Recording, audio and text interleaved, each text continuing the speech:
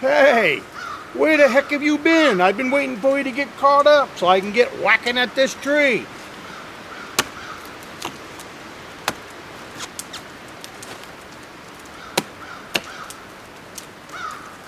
You see that? Nice and soft and squishy. That's exactly what I am looking for when I want to make my punkwood. Alright, my charred punkwood. So, soft, squishy, that's exactly what you want, not full of water. Excellent, excellent, excellent. Okay, now the reason that I come out here and harvest it when I find a good soft batch like that is because if you wait on this tree a year or so from now, it'll be rotten, might even be on the ground. So from that point, it wouldn't be much good to us.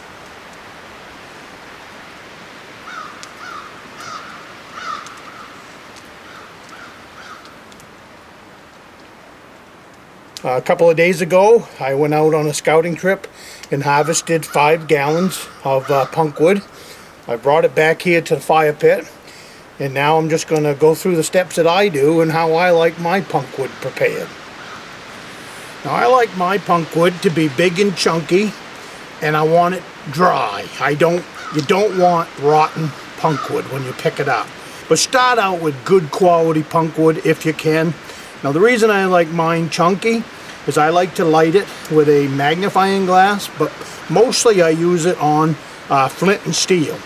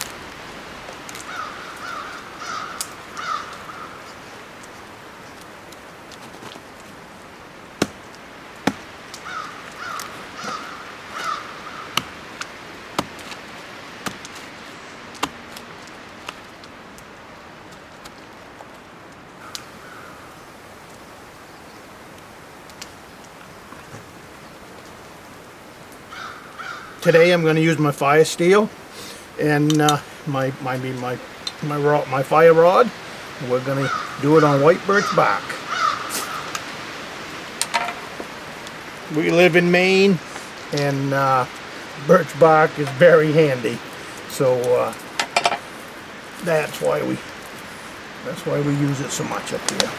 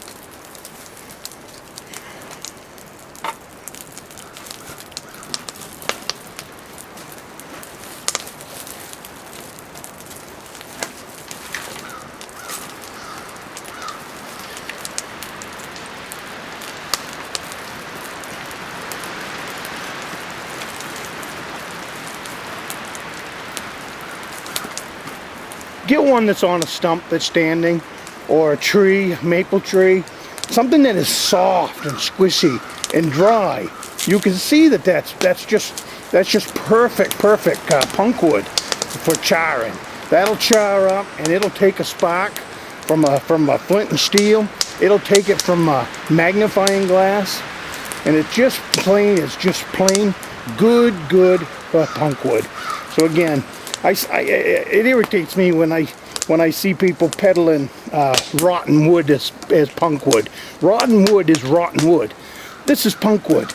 This is good punkwood. It's a sponge. All right, I have my punkwood prepared. It's in the tin. I like to do big batches. I like to have it on hand because you got to have that first fire mentality. Go out in the woods with enough charred punkwood to build your first fire. As you find it in the woods, grab it, put it in a bag, put it in your pocket, and then when you build that fire, fill up another tin full of good quality punkwood.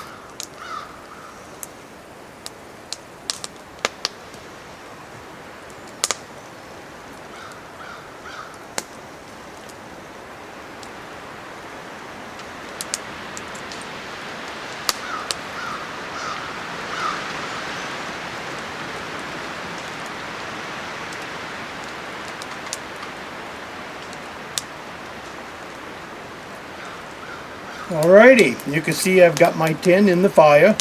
I like a tall fire. I've tried it on just plain coals, and I think that the punkwood comes out just a little bit better if you have a tall fire.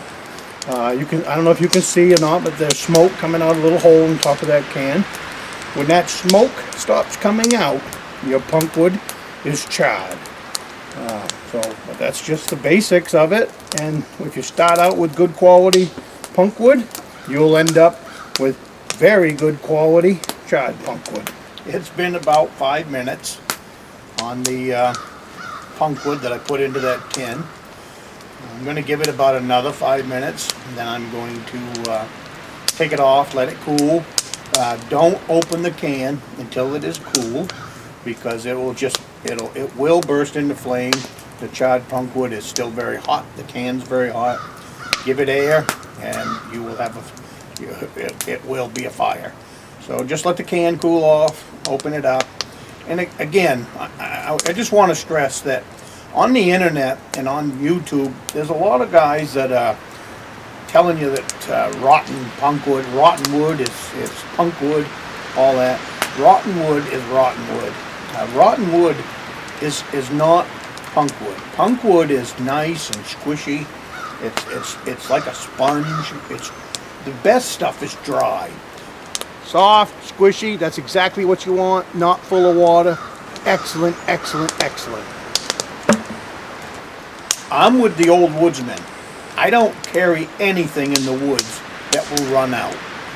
And then I'm lost. What am I going to do without char cloth? The woods is full of natural tinders and natural things that a woodsman of the past, he would have been searching that out. Why lug it when it's already out in the woods? So that's another thing for me as a real downer for char cloth. I know there's a lot of people that push the char cloth, but I think it's just because they don't know any better.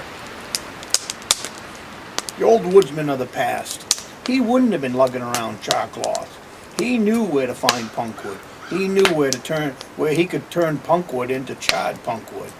Now he might not have had a tin to put it in, but he would have stuck it on a stick and roasted it over an open fire like a marshmallow, and charred his punkwood that way and stored it for his next fire. It's that first fire mentality all over again. With one fire, you can build many fires. And in our woods, in the North Maine woods, punkwood, white birch bark, spruce tar, there are so many natural tinders out there that there is no need to carry around store-bought char cloth or fire starters. Why lug something, even if you lug out 10 of them or 20 of them or 100 of them, why lug out something in your pack that is already out there? I will never understand that mentality when Where I gathered this punkwood, there was 3 trees within sight that I could have gathered more. There might have been 10 more, I don't know. I got my 5-gallon bucket, I harvested it, I brought it back to the cabin, and now we are roasting it in a tin to turn it into charred punkwood.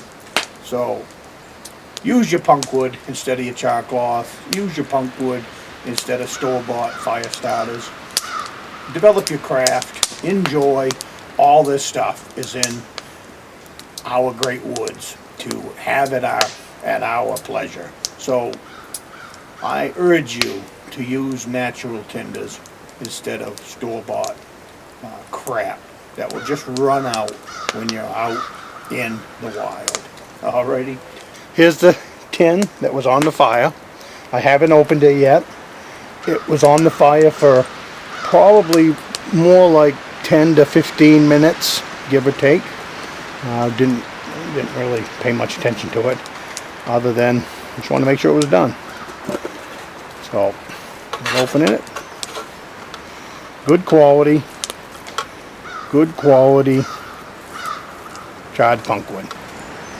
At the end of this video, I'll put you in some links to more topics about the great state of Maine. There'll be 3 of them. I also have a round circle back there. I'm standing next to a bear.